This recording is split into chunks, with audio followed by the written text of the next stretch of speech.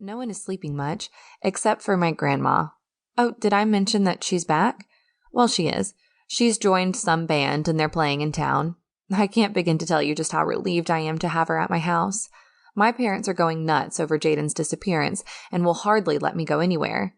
The street is crawling with spider-like men, acting suspicious of everything we do, constantly snooping around.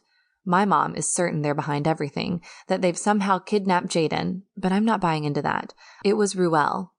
I just know it was. I mean, we know what she did to you, right?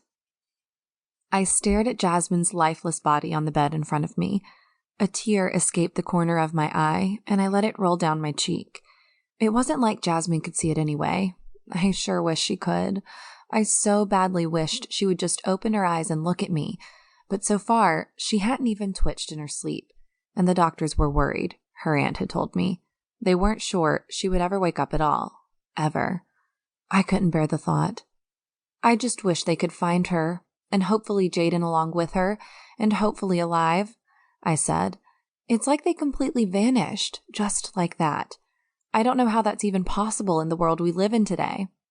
I sighed and wiped another tear away. It was no use sitting there crying. That wasn't going to bring Jayden back or wake up Jazmine. Here you go.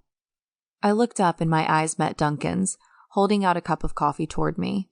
He was the one who had taken me to the hospital. He had found me at home in my room, sulking, then told me it might make me feel better to visit her. It was good to talk to her about familiar things, the doctor had said, to hear familiar voices from people that she cared about. So that was what I was trying to do, but it wasn't easy talking about all these things.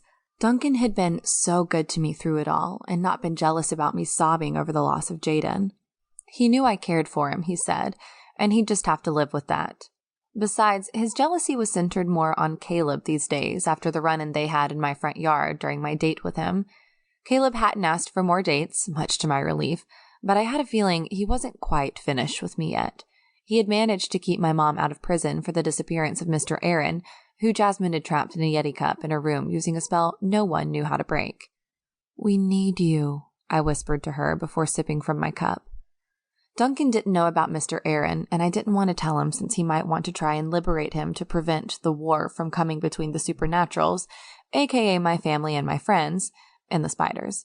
But I could hardly tell him that Ruel's parents had killed 2 more of them when we were saving Amy and Jazmine. He would learn soon enough, I thought. Hopefully he wouldn't know I played a part in it. He believed vampires should first protect themselves before taking care of other creatures, but how could I think that way? They were all my friends. I was never going to make an even, decent vampire. I felt Duncan's hand touch my shoulder lightly. We should get going. Your mom made us dinner. I nodded, then rose to my feet and kissed Jazmine on the forehead. I caressed her cheek, then whispered, Why did you go to her house in the first place? What were you looking for? Duncan stood in the doorway. You coming?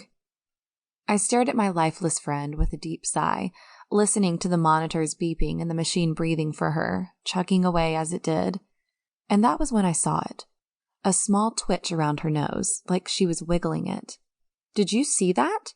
I asked, agitated, pointing at Jazmine. Duncan gave me a puzzled look. See what? She wiggled her nose. I'm telling you, she wiggled it. A nurse entered with a bag of fluids in her hand. She wiggled her nose, I said as the nurse looked at the monitor and began to change the IV drip.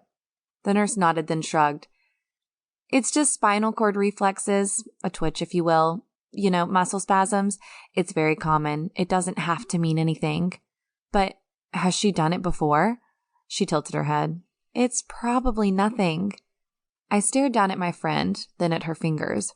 Her nails had been completely white since she was put in the hospital. They still were. No color to them whatsoever. I sighed and approached Duncan, who put his arm around my shoulder and pulled me into a hug. His body felt so cold against mine, and it caused me to shiver, but I needed it right now. For some reason, I suddenly missed Jayden's warm hugs, and I almost began to cry. He's dead, isn't he? How else can he have been missing this long? She killed him. That witch killed him. Let's go home, he said, and escorted me out of the hospital room and into the elevator where he pushed the button to go down. He leaned against the wall with a deep sigh, sounding satisfied.